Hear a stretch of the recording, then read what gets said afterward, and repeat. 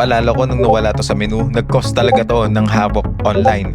Dahil ito nga yung isa sa bestseller na food item dito sa Jollibee, tapos biglang ganun-ganun na lang tatanggalin nila sa menu nila. Sobrang tagal din na discontinue nitong product na to. Part na to ng mga nostalgic post ng mga Facebook pages. Medyo mixed emotions ako sa pagkuha ng order na to. Medyo excited ako na hindi, kasi hindi ko alam kung magiging ganun pa rin ba yung lasa at serving dito sa food item na to. Pero pagkalapag sa table, ito na lang yung nasabi ko. Wow!